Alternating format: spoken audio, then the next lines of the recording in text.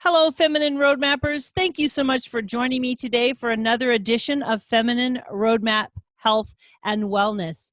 Today, my guest is Kathleen O'Keefe Canavas. She is the Queen of Dreams. She is also the host of Dreaming Healing on Dream Vision 7 Radio Network and the co-author of Dreams That Can Save Your Life. She believes that our dreams are an innate gift and that they are sacred doorways to divine information. So without further ado, Kathleen, who likes to go by Kat. Kat, welcome to my show today. Thank you so much for having me on your show. I really appreciate you talking about dreams and how important they are, especially now. I mean, there are a lot of people having dreams about COVID-19. Yeah, exactly. So why don't you share a little bit about how you got into dreams? What was it that made dreams a significant part of your life? Well, I am a 3-time breast cancer survivor, and each time my illness was missed by the medical community and the tests with which they used to find it. But my dreams told me that it was there, and it happened with monks showing up in my dreams and saying, "Come with us, we have something to show you," and taking me through one of those sacred doorways into what I call the area that is neither of the living nor of the dead. It is a sacred room where both can visit and both can give information. And one of the monks took my hand, put it on my breast and said, "Do you feel that?" And I said, "Yes, I do." And he said, "That's breast cancer. Even though you just had a mammogram and you got the paperwork telling you you were healthy and to go home, you go back to your doctor tomorrow without an appointment and tell him you need a second set of tests." So I did, and it took me 3.5 months to finally get my doctor to do exploratory surgery. And it was actually exploratory surgery that found the breast cancer. Wow, interesting. So tell me a little bit about what it is that you do with this idea of dreams. Well, what I do is I keep a dream journal now all the time, forever. A dream journal is so important in helping you remember your dreams, because when you make sure that your journal is beside your bed at night before you go to sleep, and then when you wake up in the morning, if you write down your dreams, anytime during the day, if you have a daydream that's giving you additional information about your night dream, you know where to go and put it in your dream journal, because you make sure that your dream journal, each story, each dream in your journal has a title. And that way you can start dream tracking. And the reason dream tracking is important is you can see if your dreams come true. In other words, when the monks were telling me that I had breast cancer that was missed by the medical community, I needed to go back through almost 3 months of dreams to reread exactly what they were telling me, exactly what they told me to do and how to do it, in order to realize that I was having precognitive dreams that were sent to me to save my life. I really believe that we are all born with spirit guides, guardian angels. We're their job, and they take that job very seriously here on earth. Now, when you talk about a dream journal, for some people, they may not really see a significance to their dreams. So walk me through what that would look like. If you have a dream and you get up and you're writing it down, what kind of things, like, what if I can't remember the whole thing? What does it look like to journal a dream? Well, then you just write down the important parts of your dream. So if you're having trouble remembering your dreams, I actually have an acronym to help you. It's called SO Dream. So the S is to set your intention. O is to organize yourself. Make sure you've got your pad, your pencil, your recording device, whatever it is you're going to use, right next to your bed. Because if you have to wake up and walk around the room looking for something to write on, you're going to forget your dream. So organize yourself. D, know that you will dream. You're going to dream. Everything in the world that's alive dreams. Puppies, kittens, birds, fish, everything dreams. R, remain in your dream position when you first wake up in the morning. Don't jump out of bed when the alarm goes off, because you're going to lose your dream. Just poof, gone. So remain in that position. slowly wake yourself up and reach over for your journal or your tape recorder or your phone if you're going to put it on your phone. E, write down or be sure to mention the emotion that you felt in your dream. That's the most important part. Those things that are emotional, that emote, those are your snippets, your golden nuggets for your dream. They hold the information. A, add to it. Once you've got that emotion down, whatever elicited the emotion, now you can add to it. What colors did you see? Did you see people? Did you know those people? Did they give you their names? Did you see animals? Was it daytime? Was it nighttime? Just keep adding, free flowing from your dream. And then M, what are the meanings of the emotion words that you underlined, the colors you underlined? Because although there are dream dictionaries out there, the most important part of interpreting your dream is you. It's your dream language. It's your language from your inner selves, your spirit guides, your guardian angels. You guys all speak the same language. It's just your waking self that has to now become multilingual and learn that dream language so that when you wake up, you can continue speaking to yourself in a language all the other parts of you understand. And you don't have to just have a dream journal that you write in or that you record yourself in. You can draw your dreams. And in my book, Dreams That Can Save Your Life, Early Warning Signs of Cancer and Other Diseases, as you can see, I'm in this book all the time. The foreword was written by Dr. Bernie Siegel. And the reason I really wanted Dr. Bernie Siegel to write the foreword is because he worked with children who did not have the vocabulary, and they did not have the writing skills and the spelling skills to be able to put into words what they dreamed. But he wanted to be able to speak with their subconscious and their inner selves, their guardian angels, their deceased loved ones who came into their dreams to give them information before he was going to perform surgery on them. So what he would do is when they were in the waiting room waiting to go into surgery, he would bring them a piece of paper and a box of crayons. And he would say, if there's a dream that you think you had about your surgery and about your health, I want you to draw it for me right now. And he would use those dream drawings to understand what the child was going through. It's much, dealing with children often is like a veterinarian trying to deal with animals. One step up, basically, because children can't always explain what they're feeling when it comes to their health. They can say, well, it hurts here. And you'll say, well, is it a deep hurt? Is it a thudding hurt? Is it a sharp pain? Is it a this? I don't know. And so they'll draw a picture and they'll show lightning coming down and hitting a certain area. And then they'll draw all the other things that were in their dreams that were important. And Dr. Bernie Siegel, the surgeon, would look at their drawing and say, I got it. And so in this book that has over 30 stories from 30 different patients who had dreams that saved their lives. And what was really important about this is they would have the dream talking about an illness, and they would wake up and write it down. And sometimes it would be a recurrent dream. They'd have the dream over and over and over again.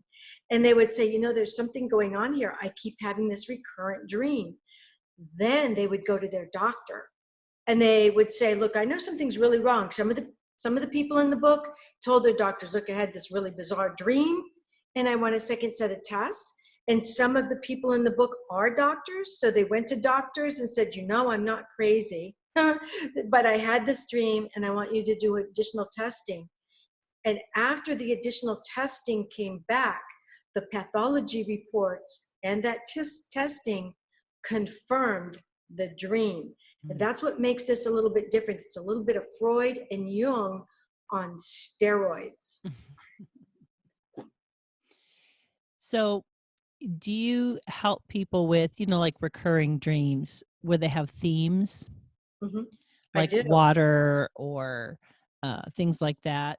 How do you help people navigate dreams that are bothersome to them? Well, quite often on my radio show, Dreaming Healing, I have people call in and they will have their dreams that are bothering them. Obviously, if your dream's not bothering you, you're kind of going to forget it. So I always say there's no such thing as a bad dream or a true nightmare, because it's very easy to forget all the wonderful dreams that were la la land dreams. But that frightening nightmare, you can't forget that. And so the message won't be lost. That's why we have nightmares. It means that there's something that we need to resolve, there's something that we need to do, and we need to figure out the message our inner selves are telling us, because sometimes those nightmares are part of our dream work. In other words, let's say our relationships with the opposite sex or our loved ones has not been good. We keep getting so far into the relationship and then it implodes. Every single time we reach a certain plateau and then it implodes. And during that time, we have these horrible nightmares. What if your nightmares are trying to show you from your childhood what Mm. happened in a relationship in your family that you subconsciously imprint onto your relationships you're in? And when you reach a certain point, you implode. So you're having these nightmares to catch your attention to the fact that what you went through as a child is still affecting you now as an adult. Mm. And you can go into your dream, in a lucid dream, change the ending of your dream, change what the outcome of your dream, change your life forever. And those are nightmares, Mm. recurrent nightmares. Do we have time for me to give an example? Yeah. Okay, there was a woman who called me. Her name was Linda. And I believe it is in this book. If it's not in this book, it's in my first book, Surviving Cancerland. I've written 3 books so far, so they start to, you know, become one great big book. But Linda called me and she said, you know what? I'm never going to sleep again.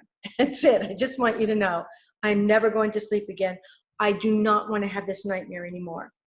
And I said, well, is this a nightmare you keep having over and over again? She said, yes. I said, so it's a recurrent nightmare, which means there's a message in the nightmare, you're not getting it, so it won't stop happening. She goes, I don't care why it's happening. I don't want it anymore. And I said, okay, tell me your nightmare. She says, well, I'm sitting in, it's always the same. I'm having my dream, whatever, I'm going through my dreams, and all of a sudden I find myself in my living room. So kind of watch for the play on words here. I'm in my living room. I'm watching a reality show on TV with my husband. It's very dark in the living room, and we're sitting on the couch together. Suddenly there's a knock on the door, and I know what it is because I've had this nightmare over and over again. And when my husband stands up to answer the door, I yell, no, no, don't answer the door. But he does anyhow. And when he opens up the door, my father is standing there, and I scream at the top of my lungs, and it wakes me up.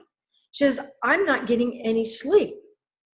And I said, so you see your father and you scream. Why?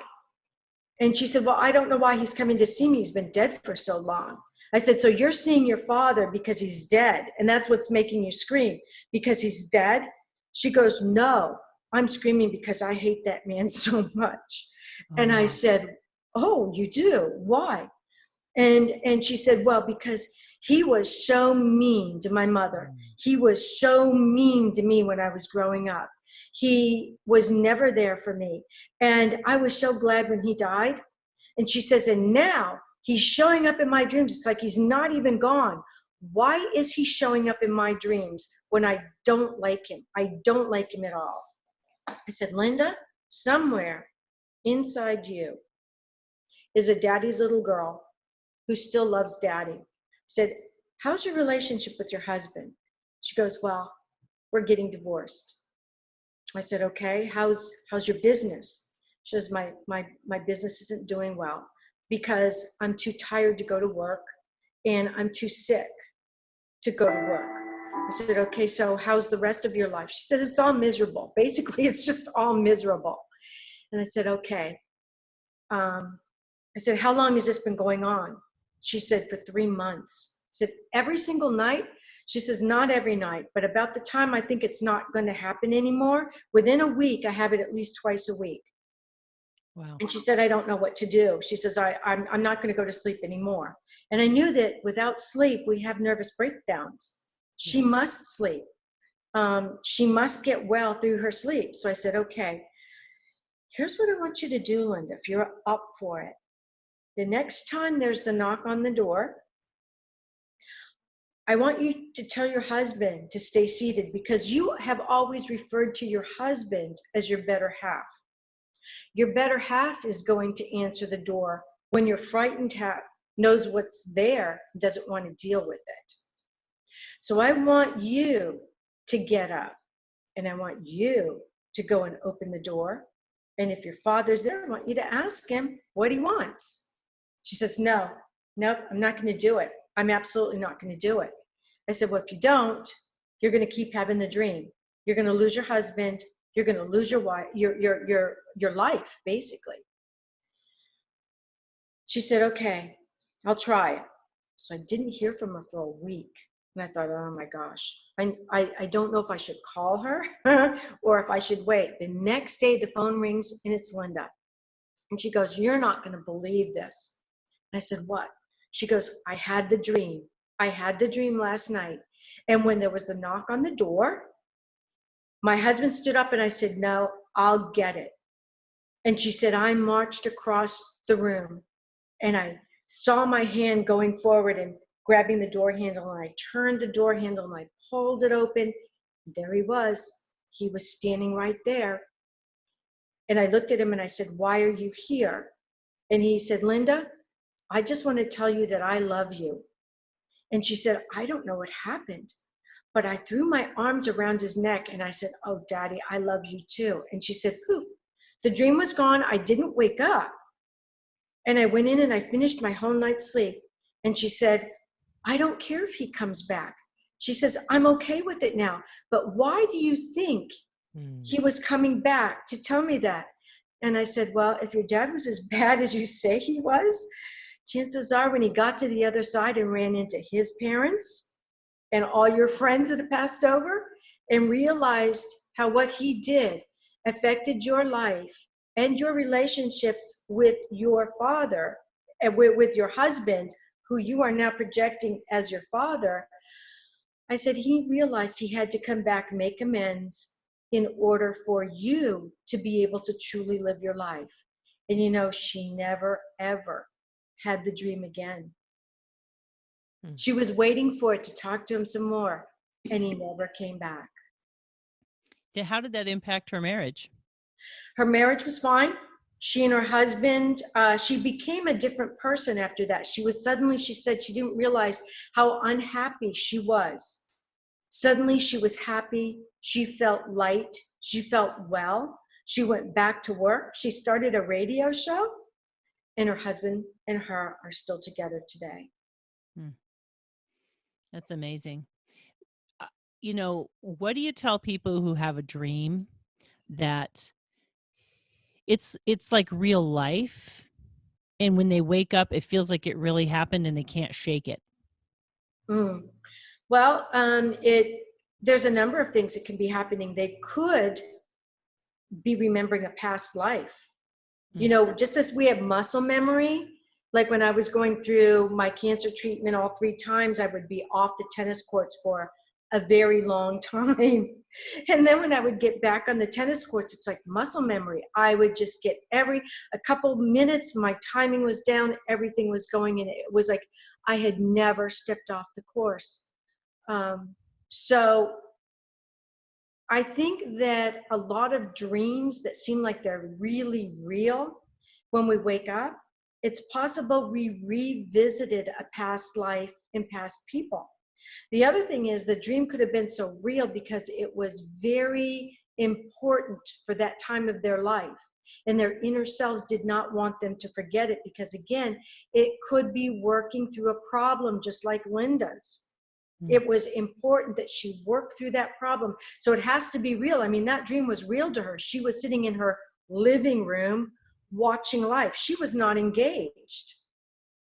And then there was the knock on her door, which was her house, where she lives in her head. Mm-hmm. And it was her father coming back to try and help her make amends. So that's possible that that's what's happening when it's almost like true to life dreaming. And there's probably a very important message in there. And that's why journaling is so important. How can you see if the message is important to your life if you don't write it down and then go and see how it fits into your life? It's too easy to forget everything. Interesting. Now, what about dreams that are so disjointed and don't make any sense at all? You know, those dreams where you wake up and you're like, what in the What was that? world? Like, I didn't eat anything weird. Like, what did I eat? And, what did I drink? And the dreams just feel real psychedelic. Like, what could that possibly mean? Well, the word you used there that kind of told me what that dream was psychedelic. It's called a hypnagogic dream, and I talked about it on my radio show the other night. Hypnagogic dreams. People often experience the hypnagogic dreams when they first fall asleep. They'll have a feeling of falling and spinning and psychedelic colors and just bizarre. You think your whole dream all night long is like that, but it's not. You're actually going through the dream realms. And so your dreams that you first dream when you first fall asleep and the dreams that you're dreaming just before you wake up are the easiest to remember. So sometimes you think that that was your whole dream because quite often coming out of a dream, you'll also have that hallucinogenic, hypnagogic dream. And a lot of times it can be a doorway that's really important for you to remember you passed through. In other words, when you're falling down into the dream, it's alerting you to the fact that the dream is going to be very important. And the reason I used the dream in my show the other night is because in the book, in chapter 26, Lou Haygood wrote about his dream called The Wraith. And it started out as a hypnagogic dream. He said, as soon as I closed my eyes, I was bombarded by violent hypnagogic scenes. I knew it would be a rough ride and to hold on tight. Something important was coming. And what happened is he landed on a path and he's looking all around and there is a dark person behind him chasing him.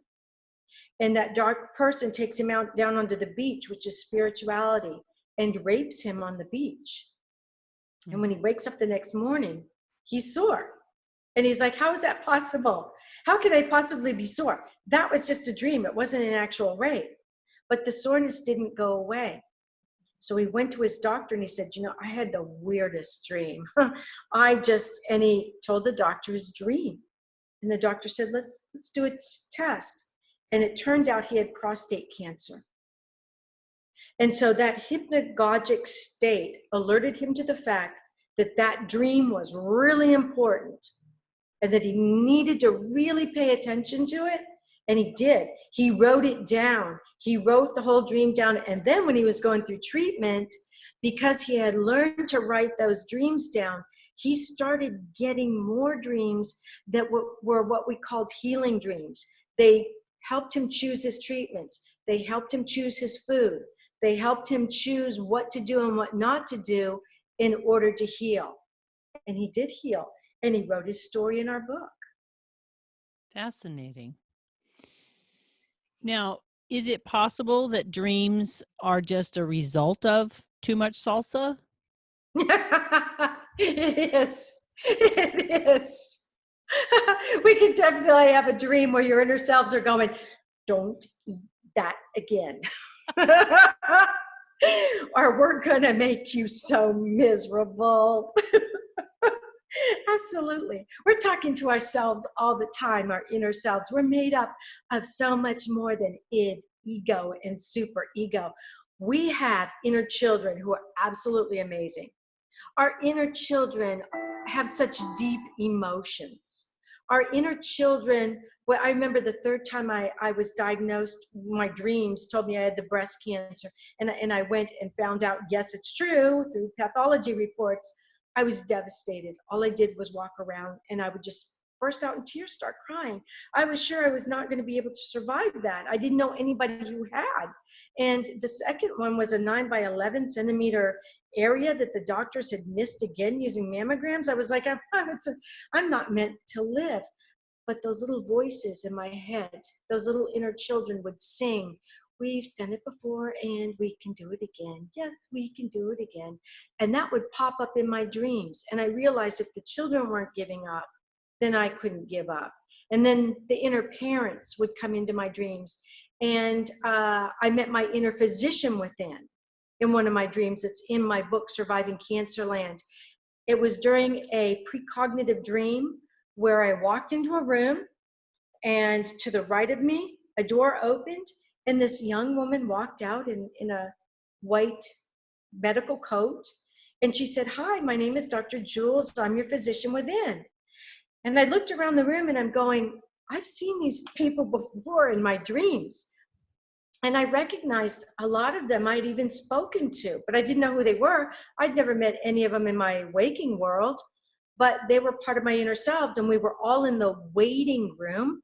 Suddenly 3 crabs showed up and they started running across the floor. And my physician within, Dr. Jules, said, catch those. Just really loud, catch those. And I took off after them and they went through a doorway and started down a flight of stairs into the dark basement. And I remember going, this dream is turning into a nightmare. If they get down into the deep, dark basement and they get lost in all those corridors, I'm never going to find them. So I screamed in my dream, stop. And they stopped. And I had this plastic container in my hand, a clear plastic container. And it contained water. And I reached down and I scooped the crabs up. And I looked down at them and they pulled in their arms and their legs and their pinchers. And they turned into these 3 beautiful pearls. And I looked at them and I thought, 3 pearls? 3 cancers? Where's the 3rd cancer? I only know of 2. Where's the 3rd? And I woke up. 5 years later, the 3rd one was there. So it was a bit of a warning. It was saying, know that this ride's not over, but you're going to be okay. This is what you need to go through on this life plane. This is your life purpose. Because I had a dream about that too, where the monks said, don't you remember, Kathy, you said before you were born, you wanted to come down onto the earth plane. And when higher power, God, spirituality was being taken out of everything, closed away in a closet, you were going to blow the door off the closet and show how science goes so far, and then comes God. When science fails you because it's manipulated by man, God never will. And we told you we'd be with you every step of the way. And I remember looking up at them because I dreamed that I had fallen asleep and that I woke up in my dream. It was really confusing. And I looked up at them and I said, what was I smoking up there when I told you that? They started laughing and they said, we told you we'd be with you every step of the way, and we will. You're not going to die. And I didn't. So a lot of people are saying, yeah, but your dreams were special. I don't dream like that. Yeah, you do. We are all born with spirit guides, guardian angels. We're their job. They take that job very seriously. And the way they can speak to us is through our sacred dream doors. The way that our deceased loved ones, our grandparents, our friends can speak to us is through the sacred dream doors. It reconnects us with the realm that we came from before we were born, and we will go back to when we die. Interesting. I know a lot of people kind of get afraid of what their dreams have to say. How would you help someone lean into that process if they wanted to really, understand and open up a space for that experience? Well, I would say I understand how you feel. It's sort of like having a phone ringing beside you and you just know it's bad news. You do not want to pick up that phone. But know this, if the people from the other side, if your deceased loved ones are trying to contact you in a dream, it's to save you from something. If you're supposed to die, they're not going to bother to call you. They're just going to say, hey, we've got the party waiting for you when you get there. So as bad as the information may be or may seem, when you remember it in the dream, know that you're not alone. Know that you got that information from deceased loved ones and they're there with you. You are never alone in your darkest hour. Never. Well, that's fascinating. So when you wrote your book, how did you find the people to talk to? Oh my goodness. Dr. Larry Burke is a radiologist at Duke University Medical. He was actually chief of radiology until he decided to just work part-time. And as a radiologist, he was getting women who were coming in, and when he was filling out the form, he'd say, so how was your breast cancer found? Mammogram, MRI, did you feel it? And they would say, I found it in a dream. So during this 1 year, he had about 20 women who came in saying this. And he thought, my gosh, there's got to be something to this. So he went and wrote up a proposal and got grant money to do research on dreams that were diagnosing breast cancer. He went online to see if he could find any other women. He actually had 19. He needed 20 to do the research project. He went online and he heard about my book, Surviving Cancerland, ordered it, read it, and said, I got to get a hold of this girl. So eventually he did. He called me and told me what he was doing and said, would you be one of my research patients? And I said, sure, I'd love to be. So when the research was done and it was all published in the medical journals, I said, so now that you've taught doctors, to maybe listen to their patients and that dreams are important and blah, blah, blah, blah, blah, what are you going to do with the rest of this research? And he said, well, I don't know. What do you suggest? And I said, let's write a book. And he said, well, I am not going to self-publish. He says, I'm telling you that right now. He says, I am not self-publishing. And I said, no, we're going to do a conventional published book. I've got the agent and I'll write the book proposal.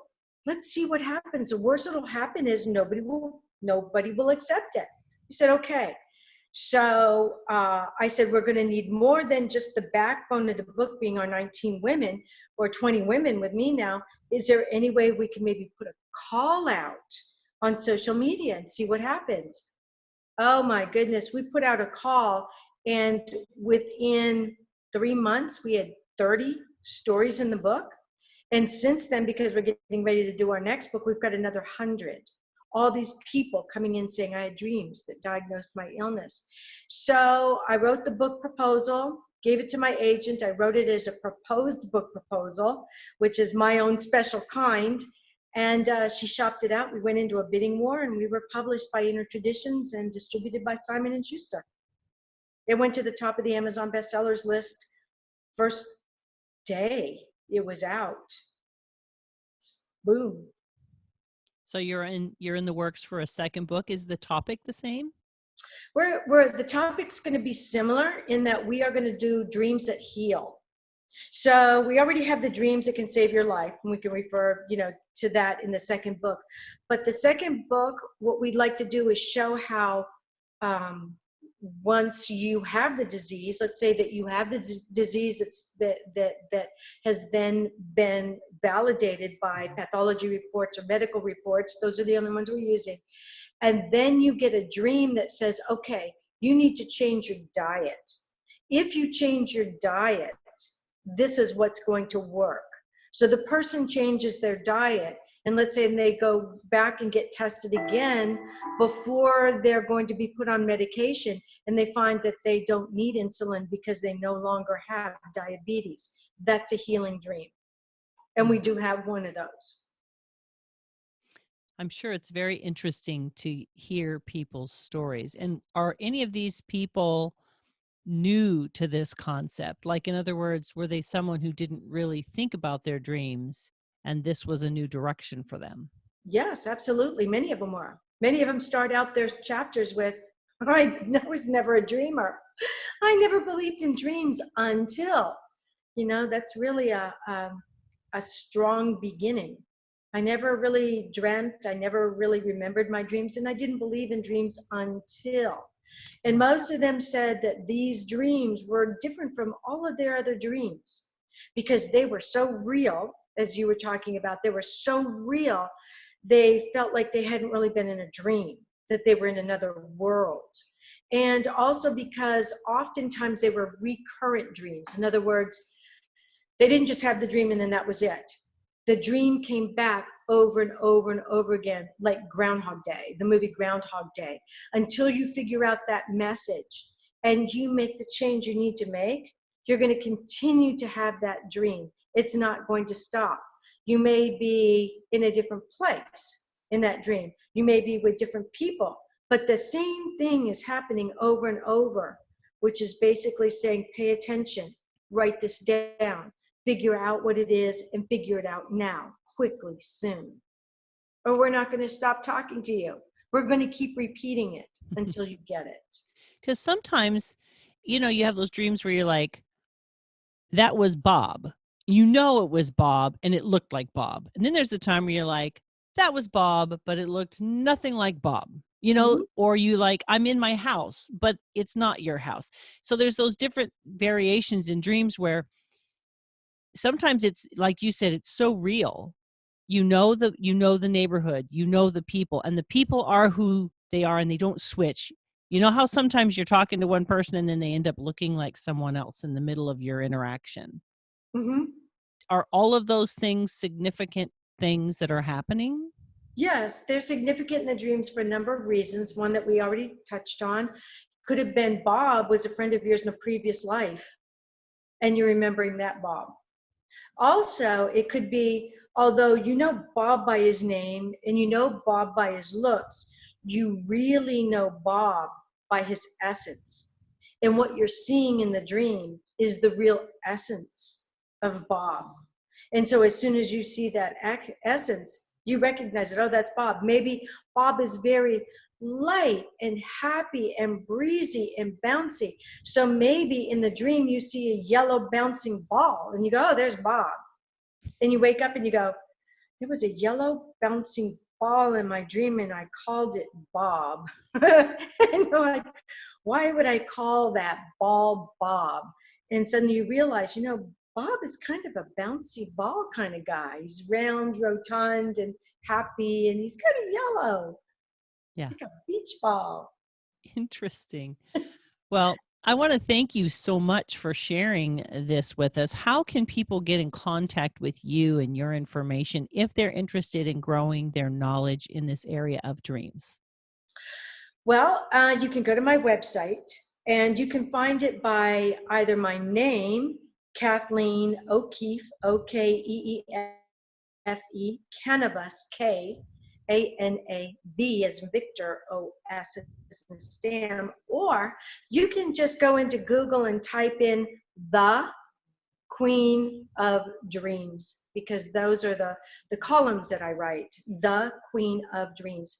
And you can learn all about me on there. I've been on Dr. Oz, I've been on the doctor's show, and you can click on it and watch that there.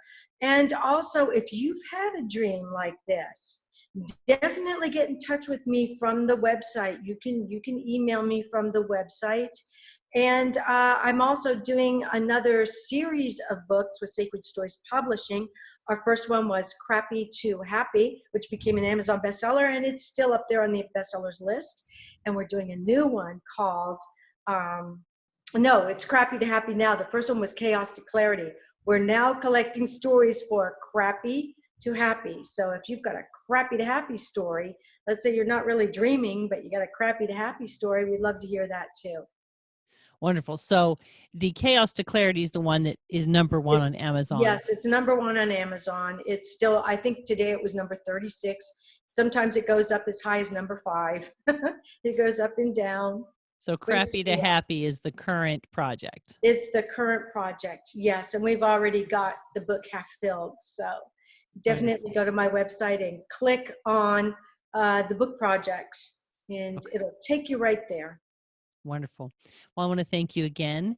And listeners, viewers, please click down below, subscribe to this channel, and all of the hyperlinks to Kat are down below so you can get to her quickly. So it's the shortcut. You don't have to do any Googling unless you want to. So thank you so much for joining us today. It's been our pleasure to share this information with you. If it has been impactful for you, please leave a comment down below. Please reach out to Kat if you need more information on the topic of dreams. And again, I want to thank you so much for being a part of my tribe and joining in on this conversation, for grabbing a cup of something wonderful and spending time with us today. Have a wonderful day, my friends. Take care. Bye-bye.